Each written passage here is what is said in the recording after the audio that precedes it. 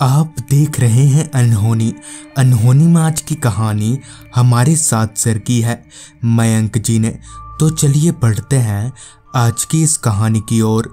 आज की इस वीडियो में आगे बढ़ने से पहले अगर आपने अभी तक हमारे चैनल को सब्सक्राइब नहीं किया है तो कर लें, और ऐसी ही और वीडियोस के लिए देखें डार्क फाइल्स। वो सर्द की एक रात थी जब मैं और मेरा दोस्त श्रीकांत अपने एक दोस्त के प्रमोशन पार्टी में जा रहे थे। ठंड का मौसम था और ठंड ऐसी कि पानी के गिरते कतरे भी बर्फ बन जाएं। मैं जैसे ही पल भर के लिए बाइक की स्पीड बढ़ाता कि दूसरे ही पल ठंडी हवाएं मुझे बाइक धीमी करने पर मजबूर कर देती। जैसे तैसे बाइक चलाकर हम दोनों अपने दोस्त के घर पहुंचे। वहां पहुंचकर हमने देखा कि सभी दोस्त हमारा ही इंतजार कर रहे थे, और हम जैसे ही वहां पहुंचे कि पार्टी शुरू हो गई। खाना पीना खा लेने के बाद मैंने जब अपनी घड़ी में वक्त देखा तो रात के 1 बज रहे थे। देर रात का वक्त और ठंड को मद्देनजर रखते हुए मैं और श्रीकांत अपने दोस्त को बोलकर वापस घर के लिए रवाना हो गए। काफ़ी रात हो जाने की वजह से रास्ते पर हमारे अलावा और कोई गाड़ी दिखाई नहीं पड़ रही थी। हालांकि उस रास्ते पर लाइट की अच्छी खासी व्यवस्थाएं थी, मगर बावजूद इसके वो रास्ता बड़ा ही वीरान लग रहा था। आसपास के जंगलों से आ रही रात कीड़ों की आवाज़ें माहौल को और भी डरावना बना रही थीं। ठंड की वजह से कटकटाते दांतों के साथ मैं किसी तरह से बाइक चलाए जा रहा था। तभी श्रीकांत ने पीछे से मेरे कानों में कहा, यार इस ठंड में कहीं चाय मिल जाए ना तो मज़ा आ जाए। श्रीकांत ने इतना कहा ही था कि सामने रोड के किनारे पर मुझे चाय की टपरी दिखाई पड़ी।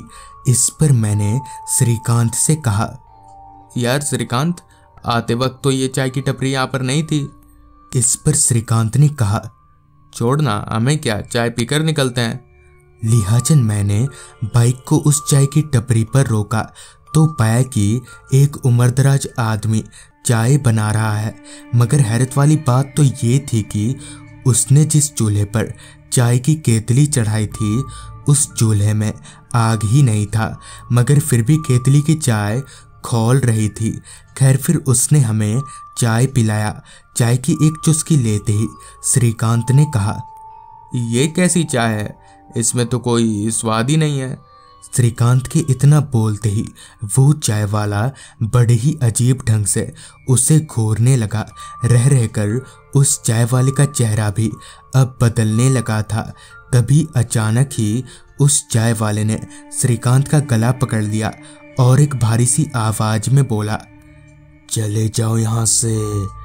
फिर मैंने किसी तरह से श्रीकांत को छुड़ाया और वहां से भागकर सीधे घर पहुंचे।